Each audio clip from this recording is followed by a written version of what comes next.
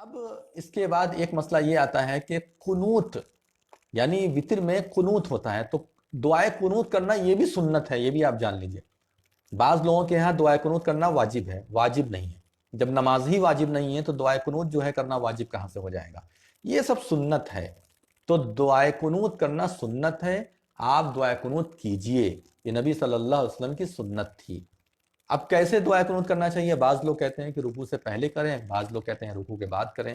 اس معاملے میں صراحت کے ساتھ حدیث موجود ہے کہ نبی صلی اللہ علیہ وسلم نے دعائے قنوت رکوع سے پہلے کی، قنوت نازلہ رکوع کے بعد کیا، دعائے قنوت رکوع سے پہلے کی۔ لیکن بے شمار صحابہ اکرام کا دعائے قنوت میں یہ عمل رہا ہے کہ وہ رکوع کے بعد دعائے قنوت کرتے تھے۔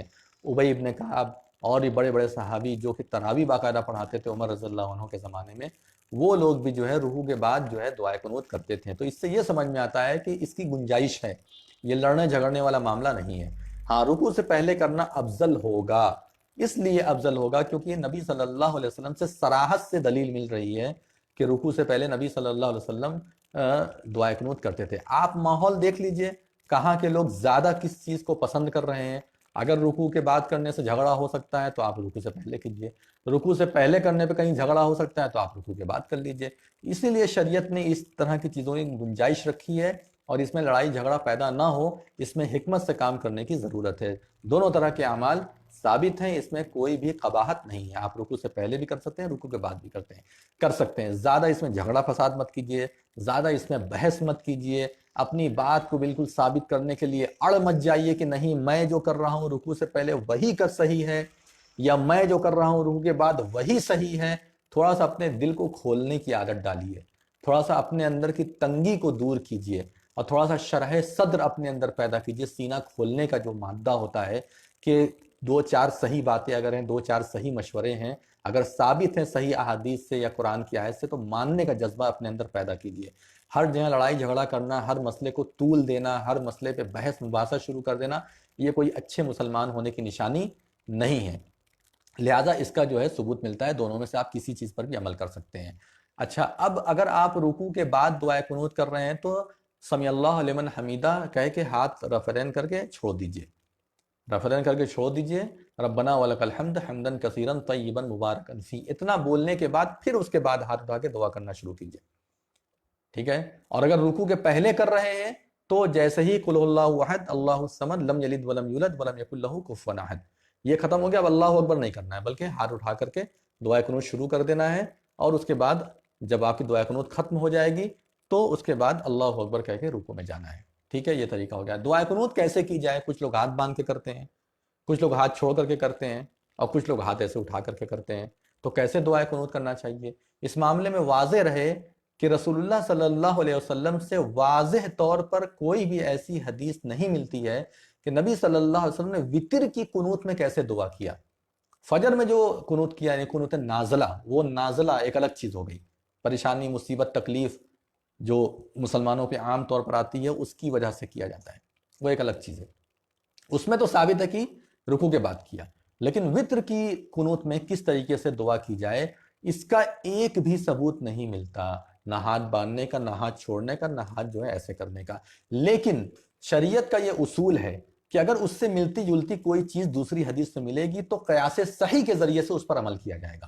مثلا کوئی آدمی اگر یہ کہتا ہے کہ قرآن میں دکھاؤ اپنے ماں باپ کو مت مارو، قرآن میں دکھاؤ اپنے ماں باپ کو مت مارو، تو ہم نہیں دکھا سکتے، لیکن قرآن میں یہ لکھا ہوا ہے کہ اپنے ماں باپ کو اف تک مت کہو۔ تو جب اف کہنا حرام ہو گیا تو مارنا پیٹنا تو بدرجہ اولا حرام ہوا نا۔ تو قیاس صحیح سے کیا ثابت ہوگا؟ قیاس صحیح سے یہ ثابت ہوگا کہ ماں باپ کو مارنا بدرجہ اولا حرام ہے، گرچہ اس کا ذکر نہیں آیا، یہ نہیں کہا اللہ تعالیٰ لا تضربوا الوالدین، یہ نہیں کہا اللہ تعالیٰ نے کہ اپنے والدین کو مت مارو، یہ جملہ نہیں ہے، لیکن کیا کہا؟ اف بھی مت کہو۔ کیا مطلب ہوا اف بھی مت کہو؟ اس کا معنی یہ ہوا کہ اپنے والدین کو مارنا اور بڑا گناہ، جب اف کرنا اتنا بڑا گناہ ہے۔ اسی طریقے سے شریعت نے قانون قیاس صحیح جو ہے ماخذ شریعت یعنی ریفرنس کے لیے ایک بہت بڑا جو ہے اصول مانا جاتا ہے، ماخذ شریعت اسے مانا جاتا ہے۔ کیا؟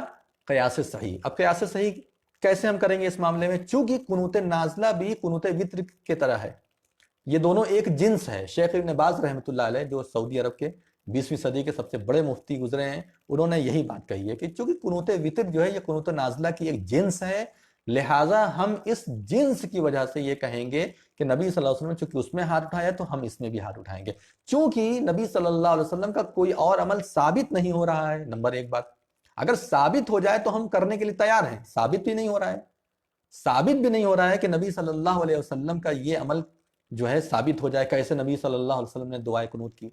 जब साबित नहीं हो रहा है तो ऐसी सूरत में हमें वहां से लेना पड़ेगा। हम कुनूते नाज़िला से तो हाथ उठाना साबित कर दे रहे हैं ना, हाथ बांधना कहां से साबित करो, कयासे सही से भी साबित नहीं कर सकता कोई आदमी।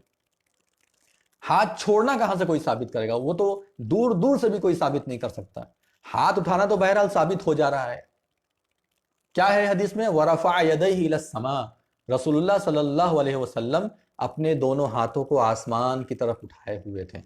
अब जब कुनूत नाज़िला वो भी नमाज के अंदर की गई दुआ है और ये भी नमाज के दरमियान की जाने वाली दुआ है, लिहाजा जिन्स एक है, जिन्स दोनों की एक है, दोनों की जात एक है, लिहाजा इस क़ियास से सही से हम ये कहेंगे कि हाथ उठा करके दुआ करना चाहिए। कोई और अमल नहीं है इसलिए यही करना चाहिए, यही बेहतर है।